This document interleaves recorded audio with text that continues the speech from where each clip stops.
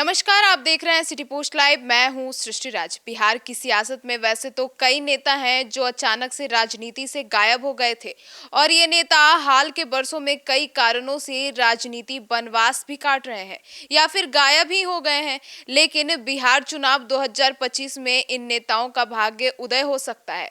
इस बार इन नेताओं का ठिकाना एनडीए के साथ साथ और भी कई दलों में हो सकता है। जी हाँ, कौन है ये नेता और कहां कहां इनका ठिकाना हो सकता है, इसके ऊपर जानकारी देंगे और चर्चा करेंगे सिटी पोस्ट लाइव के मैनेजिंग एडिटर श्रीकांत प्रत्युष। हाँ, तो आप किन नेताओं के बारे में जानना चाहती हैं? नेताओं का नाम बताइए, मैं बताऊंगा। जी बहुत ऐसे नेता हैं। जी, जैसे कि नागमणि जी थे। बिल्कुल, नागमणि बहुत जाने माने नेता हैं। जी कुशवाहा के बड़े नेता हैं। एक जमाने में लालू प्रसाद, नीतीश कुमार के बेहद खास थे। जी और बिहार की सियासत में कुशवाहा कोयरी समुदाय के बीच बहुत प्रभाव रखते हैं। जी आपको पता ही है कि कुशवाहा समाज लगभग बिहार में 4 से 5% वोटर है। कई सीटों पर निर्णायक भूमिका में है। तो नीतीश कुमार का तो यही है लौकुश समीकरण। जी और लौकुश समीकरण के बलबूते पर नीतीश जी 20 साल से राज कर रहे हैं। जी लेकिन क्या बात है कि नागमणि सत्ता में आते हैं फिर आउट हो जाते हैं। जी तो अभी हाशिए पर है नागमणि जी। जी और चर्चा ये भी है कि वो चाहते हैं कि आरजेडी से चुनाव लड़ें। जी तो संपर्क में है नीतीश कुमार से तो बात हो नहीं पा रही है उनकी। लेकिन आरजेडी के संपर्क में है और वो चुनाव लड़ करके कुछ अहम भूमिका निभाना चाहते हैं। जी आरजेडी उनको मौका भी दे सकती है क्योंकि कुशवाहा के नेता हैं और उनके चुनाव में उतरने से फायदा ही मिलेगा आरजेडी को। जी। तो सर, अभी और भी कई नेता हैं, जैसे कि अब जो सूची आ रही है उसमें अरुण कुमार के बारे में भी हम लोग बात करना चाहेंगे कि अरुण कुमार भी जो है अरे, वो। अरुण कुमार भूमिहार समाज के बड़े नेता हैं और जहानाबाद से सांसद भी रह चुके हैं। जी भूमिहार जाति में इनकी अच्छी पैठ है, पकड़ जी है। और अपने दम पर कई विधानसभा सीटों का गणित ये बिगाड़ और बना सकते हैं। जी अरुण कुमार वैसे फिलहाल किसी पार्टी में है नहीं। जी एलजेपी में थे। लेकिन चुनाव कब में टिकट नहीं मिला तो बीएसपी से चुनाव लड़ गए। जी और जीत तो नहीं पाए। जी लेकिन वहाँ पर एनडीए के हार के कारण जरूर बन गए। जी तो मजबूत नेता हैं। और अभी वो जेडीयू के संपर्क में हैं। जी और ये अंदेशा है कि जेडीयू उनके बेटे को चुनाव लड़ा सकती है। तो बीजेपी जेडीयू दोनों के संपर्क में है। और उनके बेटे को टिकट मिलता है बीजेपी या जेडीयू से तो एक्शन में दिखाई देंगे। और जी कई विधानसभा सीटों पर गणित बिगाड़ेंगे और बनाएंगे। जी। तो हैं ऐसे नेता ये अरुण कुमार। मतलब उनके घर से जदयू को प्लेटफॉर्म बनाया जाएगा, ठिकाना। जे जेडीयू में भी जा सकते हैं। बीजेपी में जो टिकट जी देगा उनके बेटे को जी उसके लिए वो काम करेंगे खुलकर। और जहानाबाद, नवादा, भूमिहार बहुल इलाकों में उनका अच्छा प्रभाव है बिहार में। जी। तो असर पड़ेगा।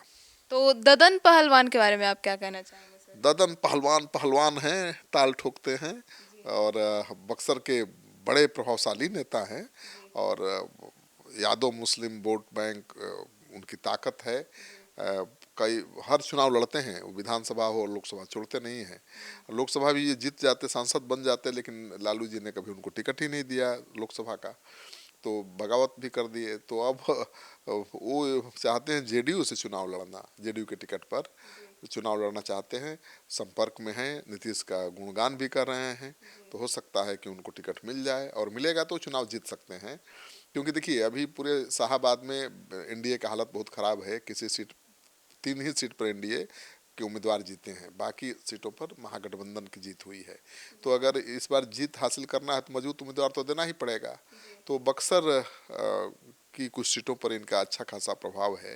ददन पहलवान के आने से वो निर्णायक भूमिका में आ जाएंगे। जी। तो सर, रेणु कुशवाहा के बारे में क्या कहना चाहेंगे? हाँ, रेणु कुशवाहा शेरनी है जी एकदम। महिला नेत्री बहुत हैं, तेवर वाली हैं। और कुशवाहा समुदाय से भी आती हैं। जी जदयू और आरजेडी के साथ सक्रिय रही हैं हमेशा। हम्म, एक ज़माने में तो मंत्री भी थी नीतीश कुमार की कैबिनेट में। और उनके पति चुनाव लड़ गए थे बीजेपी से। तो नीतीश कुमार नाराज हो गए थे। और उन्होंने भी मंत्री पद छोड़ दी थी कि मेरा पति जब बीजेपी से चुनाव लड़ रहा है तो मैं किस मुंह से मंत्री रहूंगी नीतीश कैबिनेट में। जी तो उस समय बीजेपी के साथ नीतीश कुमार नहीं थे। तो उन्होंने छोड़ दिया था, अब तब से भटक रही हैं और उनके पति भी भटक रहे हैं। तो अब आरजेडी ने उनको मौका दे दिया है। आपको पता ही है कि तेजस्वी यादव नीतीश कुमार के लौकुश समीकरण पर नजर गड़ाए हुए हैं। पिछले लोकसभा चुनाव में भी उन्होंने कुशवाहा समाज के 7 उम्मीदवारों को उम्मीदवार बनाया था। विधानसभा में भी ज़्यादा से ज़्यादा कुशवाहा लड़ाना चाहते हैं। तो रेणु कुशवाहा अब उनकी पार्टी में आ गई हैं। उनको चुनाव तो जरूर लड़ाएंगे वो, और रेणु कुशवाहा चुनाव मैदान में होंगी तो सामाजिक न्याय और महिला सशक्तिकरण पर आधारित जो महागठबंधन का जोर है उसको आगे बढ़ाएंगी। तो बहुत प्रभावशाली तेज तर्रार महिला नेत्री हैं। मतलब रेणु कुशवाहा का ठिकाना आरजेडी होगा।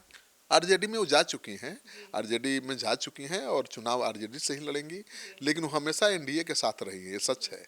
पहली बार आरजेडी में गई हैं वो, तो अब आरजेडी के लोग उनको कितनी सहजता से एक्सेप्ट करते हैं ये देखने वाली बात होगी। और कुशवाहा समाज किस हद तक उनके नेतृत्व में गोलबंद हो पाता है महागठबंधन के पक्ष में, ये देखना दिलचस्प होगा। सर, तो अब जयप्रकाश यादव जो है, जयप्रकाश नारायण यादव जो है, उनके बारे में क्या? जयप्रकाश नारायण यादव तो लालू जी के बहुत चहेते हैं और हमेशा लालू जी के दाएं बाएं ही दिखते रहे हैं। संसद सदस्य भी रह चुके हैं और हाल के दिनों में वो हाशिए पर हैं। उनके भाई तो विधायक हैं आरजेडी के, लेकिन अभी वो कहीं कम दिखाई देते हैं। तो पिछला चुनाव उन्होंने बेटी को लड़ाया था लेकिन उसमें जीत मिली नहीं। उसके बाद से वो दिखाई नहीं दे रहे हैं। पहले तो लालू यादव के साये के साथ, साये की तरह रहते थे लालू यादव के साथ, और 2010 के बाद से उनका राजनीतिक प्रभाव थोड़ा कम हुआ है। लेकिन यादव समाज में उनकी अभी भी पकड़ है। जमुई का इलाका जो उनका इलाका है वहाँ प्रभावशाली है। तो इस बार विधानसभा चुनाव में वो निर्णायक भूमिका निभा सकते हैं। फिर से उनकी बेटे बेटियां चुनाव मैदान में नज़र आ सकते हैं और 2025 में उनका सक्रिय होना आरजेडी के लिए फायदेमंद ही रहेगा, क्योंकि वो तो सबसे भरोसेमंद सिपाही हैं लालू जी के। तो सुना आपने कि क्या कुछ किन किन नेताओं के बारे में हमारे मैनेजिंग एडिटर ने आपको जानकारी दी कि उनकी इस 2025 में के चुनाव में वापसी हो सकती है। तो बिहार विधानसभा चुनाव 2025 कई पुराने नेताओं के लिए सियासी पुनर्जन्म जैसा हो सकता है और एनडीए, महागठबंधन और जनसुराज जैसे विकल्प नेताओं को फिर से मैदान में लाने के लिए तैयार है। और अब देखना दिलचस्प होगा कि कौन कुंभकर्णी नींद से जागता है और कौन फिर से सत्ता की दौड़ में शामिल हो जाता है। तो फिलहाल इस खबर में इतना ही। आगे की खबरों के लिए देखते रहिए सिटी पोस्ट लाइव। तब तक के लिए धन्यवाद।